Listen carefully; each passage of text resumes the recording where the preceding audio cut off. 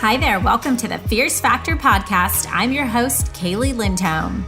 And I think it's time for us women to shift the conversation in business and step into our feminine leadership to do the most iconic work the aesthetic industry has ever seen.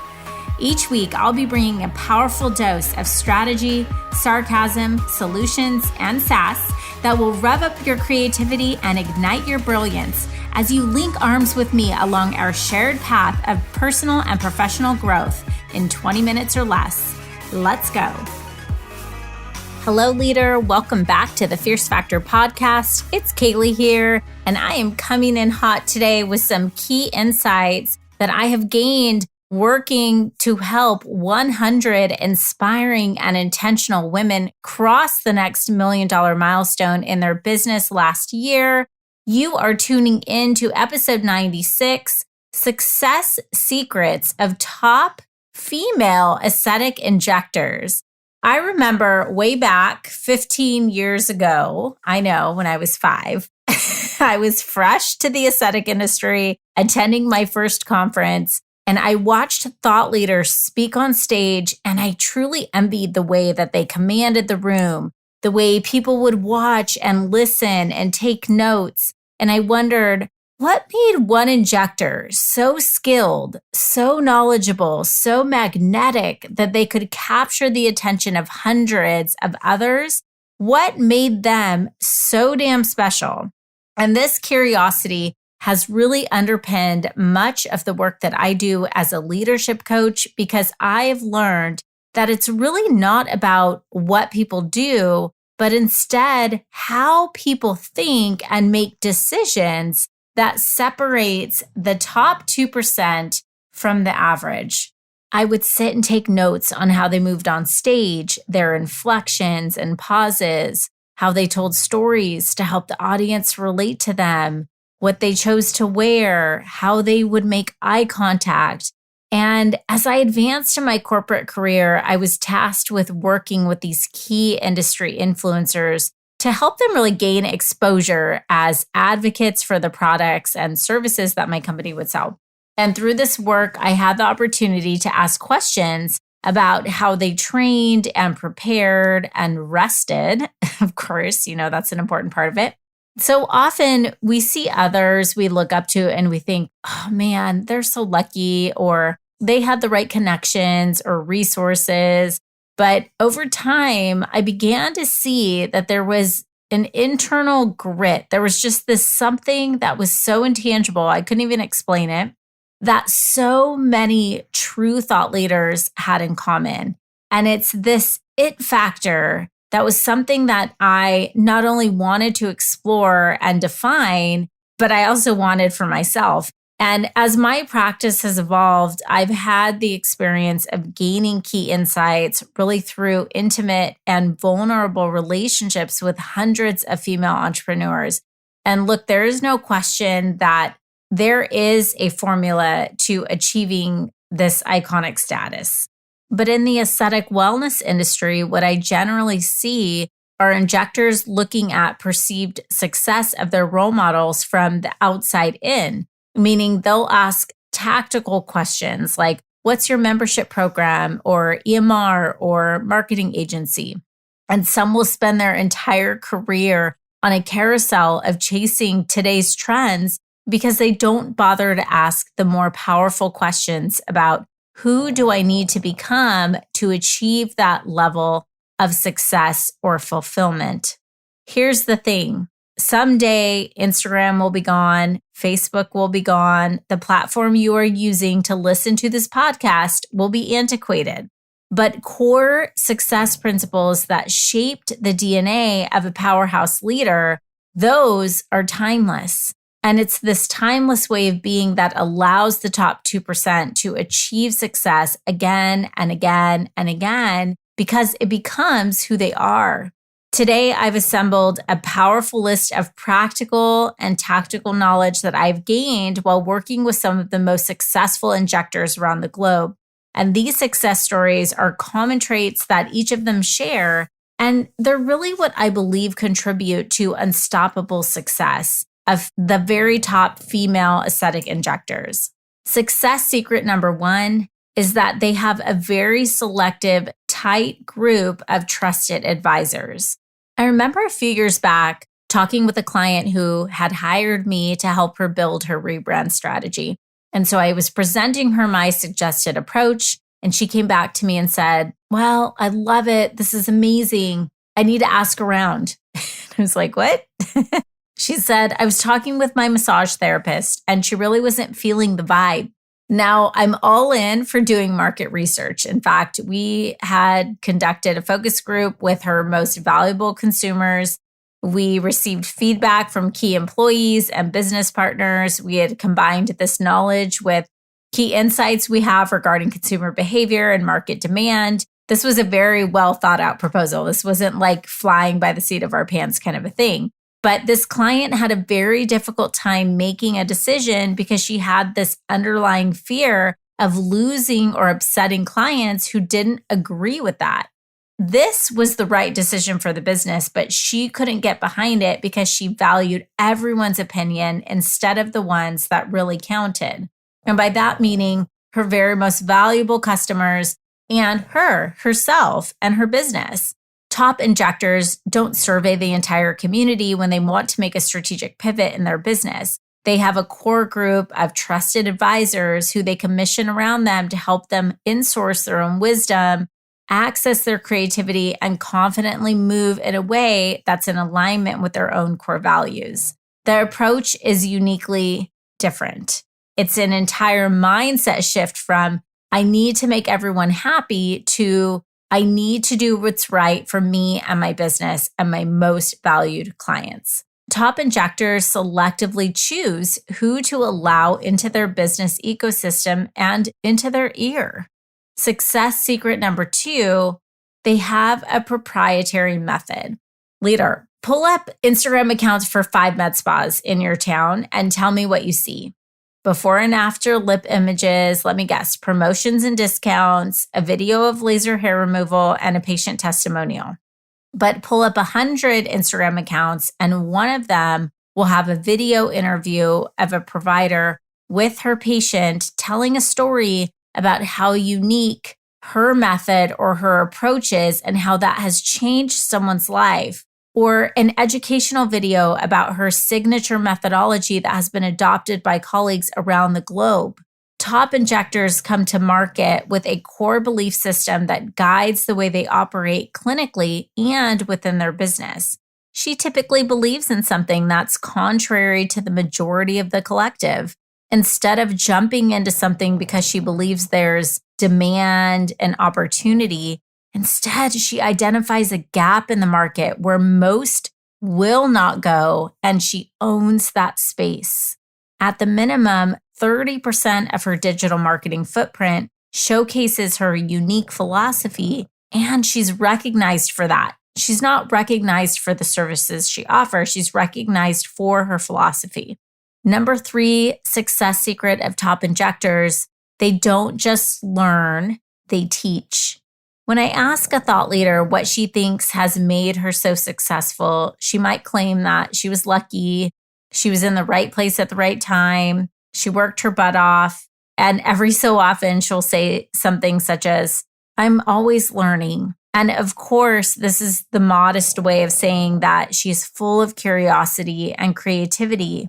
But what she doesn't say, but you and I know, is that she's not just learning by reading books and attending more trainings. She's acquiring new skills by leading those trainings.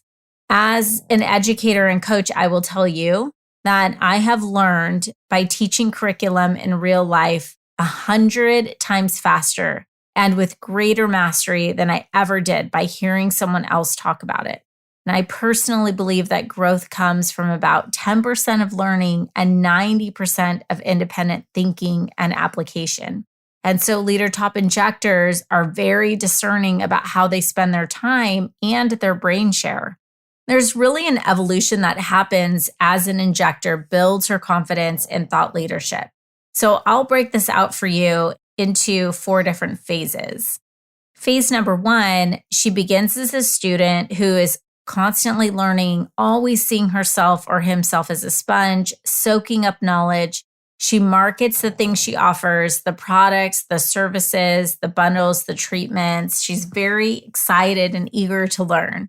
Phase number 2, she begins to develop her own collection of techniques. So this is really where she starts taking bits and pieces of key learnings from others and developing this sort of mixed bag of tricks that she can access as she threads them together into her own way of doing things. So she may begin by dabbling and teaching some basic techniques because she feels like she's advancing, and she starts to explore and try different types of treatment methodologies or different types of approaches, and starting to kind of develop her own collection of technique. And then in phase number 3, she really discovers a new way of approaching her craft that's just not like anyone else. She begins to do it her own way, which stands for something usually unconventional. She starts to really resent the group think, and she feels a little bit frustrated that people haven't caught up to her magic. She starts to share her philosophy with others, and she starts to really put herself out there. And then she begins to be recognized as someone who others start to look up to and want to follow. And then finally, there's this full blossoming of the rose, of the flower, into phase 4, where we find the Julie Horns of the world, right? The top 1%. She is so fiercely confident in what she has and who she is and how she approaches her business that she is done convincing others. She is in high demand for her services. She is monetizing her brand reputation, and her work stands uncontested. She is competitionless because she runs in a category of one. All right, success secret number 4, top female injectors think in 5-year milestones. So this one's a bit obscure because the only way to learn about the way someone really thinks about their business and where they personally see themselves belonging in their business ecosystem is by having deep conversations with them. And as I've had the privileges of working with dozens of key thought leaders in our industry, I've recognized one nuance that collectively drives their decision-making, and that is with the future in mind. A couple of years ago, I was asked to speak on an expert panel with a board-certified MD injector who, let's be real, when she speaks, she fills the whole damn room. And I'll never forget, after our talk, she pulled me aside and she said, "That was great, but you know, Kaylee, about 10% of the people in this audience will actually be able to implement what they just learned." I was like, "What do you mean?" And she said, "It's not because they're lazy or they don't have the ambition to be successful, but because most people are too focused on what they can adopt today to make change happen." And I'm like, "Yeah, isn't that kind of the point?" And she's like, "But the top 10% who are building their business sustainably are here to build the relationships and to develop the skills that will become mastery 3 to 5 years down the road." And then we got off on this tangent talking about the military decision-making process. Did you know that this was even a thing? MDMP, military decision-making process. So this is an iterative planning methodology that military officials use to understand a situation and a mission, develop a course of action, and produce an operation or plan or order.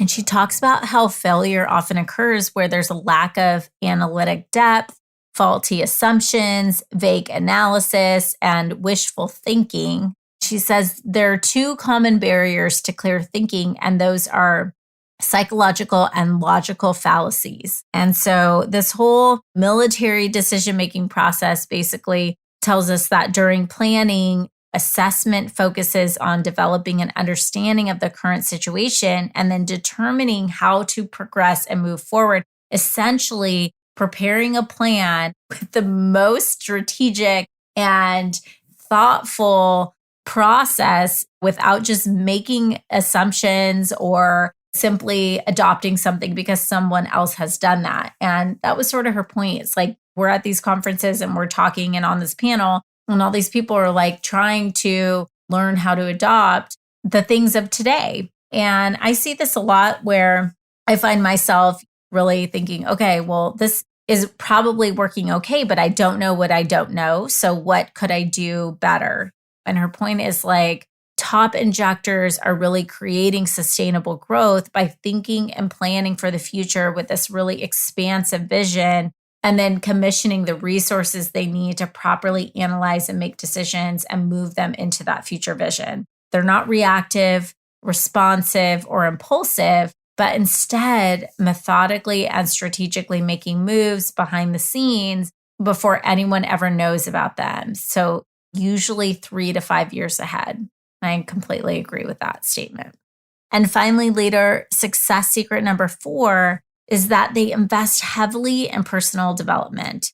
Talk to the most successful, most fulfilled person you know, and 100% of the time, they are striving to become better. A couple weeks ago, I got an Instagram message from someone we had reached out to invite to our free masterclass. And she said, "I'm already busy. I can barely keep up with the demand I have." And I thought to myself, number one, that sounds like an infrastructure problem. Business consultant to me, right? That you aren't able to expand your business. But number two, there isn't anyone that is above investing in developing themselves. In fact, your business will undoubtedly stagnate if you are not investing in your own personal growth.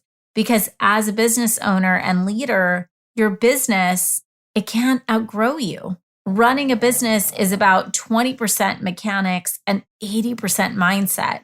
You can have all the top, we'll call them fidgets, gadgets, and widgets, right? Social platforms, technology, launch strategies, it doesn't matter. But if you can't trust employees, if you can't handle adversity, if you can't stop operating from the same mechanical place that you did 5, 10 years ago, the tactics, the things that you put in there into your business, those just don't matter. The only way to build a lucrative, freedom-based business that stands the test of time is to learn how to become the leader who is capable of achieving that success. End of story. The most liberating space you will ever find is when you take accountability for all of your results, success and failures. It's the place where you are pushing yourself out of your comfort zone, learning from those experiences and growing into the person who can go into that same experience again, but arrive as a different version of yourself. And that is the real magic of how you get to where you want to go. Not only with financial achievement, but with authentic fulfillment for who you have become. You can look in the mirror, look at yourself and say, I'm proud of you. I have become her. I am her. I am someone who can make a real impact and put a fingerprint on this world and leave a legacy behind. Leader, thank you for tuning in to this week's episode. If you enjoyed this episode, please go leave us a review.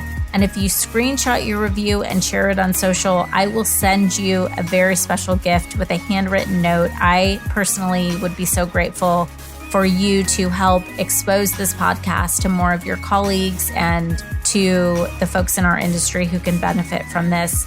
Share this with someone who needs to hear it, and go be fierce, leader. I will chat with you next week.